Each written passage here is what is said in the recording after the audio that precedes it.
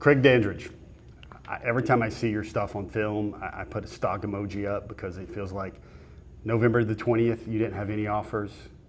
In January, you got your Georgia offer. Everybody came in, Tennessee, Oklahoma. Just what does it feel like to be in the midst of all these official visits right now? Does it almost like sit there and go like, thank you, Lord, or like?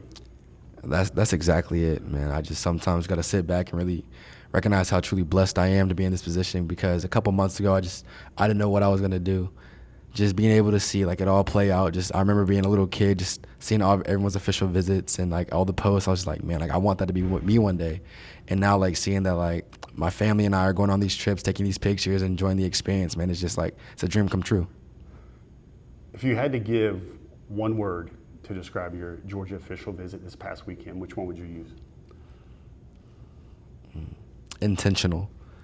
Everything was very intentional with like the way they just greeted me and my family, all the interviews and just meetings that I had with coaches. It was just very like in depth and specific to just not just how I would fit, but how they would develop me and how they could help me become the player I could be. What's the biggest way Georgia helped itself with you and your family this weekend? Was there one area that they just bullseyed? They helped a lot by they didn't really talk about football as much. Because a lot of times I visit there and I've seen the football side. This time they really wanted to just drill in how like Georgia's not just a football powerhouse. They wanted to express how they are huge on academics and how they're also huge on player and personal development. So what's going through your mind as you guys go down the highway back to Milton from Athens? Yeah. We were really just in awe because like that official visit was very great. We had a great time on the official visit, just enjoying other recruits, the coaches, seeing their like true personalities about their families, what they like, what their tendencies are. We were just in awe. So we didn't break anything down until like we really got back home like the next day after. Are you guys a pros and cons family? Do you have like a sheet or something like that, or what do you guys do? Yeah, we do. We don't have a pros and cons family. We're not a pros and cons family, but we have like the names, like my top 6 on like a piece of paper, and then like we'll do like what's most important to me, most important to the family, and then like we'll go through like each visit, we'll see like what checks each box, and then we'll just see like where it just feels for home for me. Does Georgia check every box? How do you feel about that? Man, Georgia checked a lot of boxes. They did. I mean, these visits, I feel like that's what they're for. Like we went home from Stanford, like wow, okay, like I didn't know a lot about Stanford, but boom, like those boxes are checked. Like we got to be just able to like break down like what boxes are truly checked and not just what we think are checked. Like, because we'll want a school to be checking the box, but we'll have to sit down and be like, is it really checking the box? Craig, in my experience, all these schools should have all the checks. It's just which schools have the biggest checks. Yeah, that's exactly right. Like what I've come to realize, like a lot of schools, when you go to ACC, SEC, like Power 5 schools like that, you see there are a lot of similarities with the equipment they have, the people they have, stuff like that. But it all just comes down to like how it's used and then like where it feels home for the player. Georgia is supposed to make you feel like a priority. What's the biggest way that they made you feel like a priority? Coming to see me. I know that taking the time out of your day to come down. Coach Cooley's came to my house twice in one day. One time to just sit and talk with my mom. I wasn't there, and then came back later that night and talked to me. And he was also there that morning to see me run routes. And then he came the next week to see me at my spring game and then sat with my parents in the stands. Like that just shows that like, okay, a coach isn't just taking the time to just do this and just not actually believe in me. Coach Jones told me a really interesting story about Coley. He said like, I kind of likened it to him rubbing a magic lamp. But like as he was leaving, I guess Cambridge after visiting with you one day, he was walking out and he said over and over, I gotta have him. I gotta have him. Like it was almost like he was chanting it or manifesting it. Yeah. Has he let you know that, dude, I'm not gonna have a great receiving core this year if I don't have you?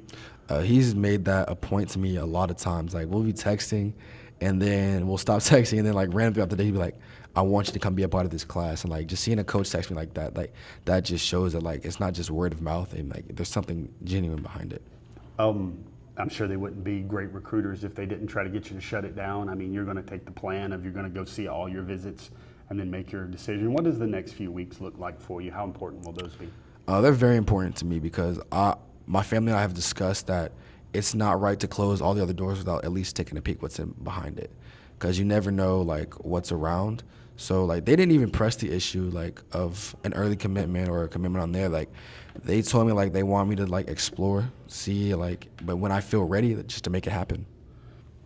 Craig, I've got to ask this now because it's part of my job. I don't try to get too much in people's pocketbooks, but some kids tell me NIL will be important. Other people say those things you just said: education, development, maturity, making you a better man. Like, where does that fit into your kind of Tetris? Is it? NIL world's a tricky world because I know a lot of kids, they like to not chase a bag, but they want to be financially set, which is not a bad thing. I understand that turning down a large sum of money, that's a life-changing money, life-altering money. Some people never see that money a day in their life. But my family and I have recognized that a lot of schools will offer that because they lack in other areas, like you said.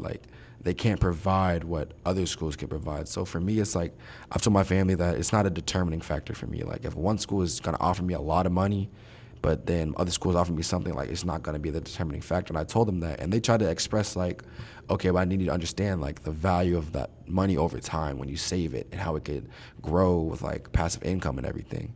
And I was I told them that I understand that, but I want to make the decision based on where my heart is and not just where the money is talking to me. Who are you most thankful for? Who are the people that really poured into you? Can you just describe what mom and dad have done for you? Man, my mom, my dad, my stepdad, my sister, those, and then they really helped me just always keep my head on straight and keep pushing myself and to never really lose sight of the goal. And then when I was able to get my deepen my faith with God, that's what really changed me and helped me elevate my game. So I'm not just playing for my family, I'm also just playing to give grace to God. Craig Dandridge, awesome young man, comes across in every interview and every interaction. It's not just ball. He's wired to win. Craig, thank you so much for your time. Yes, sir.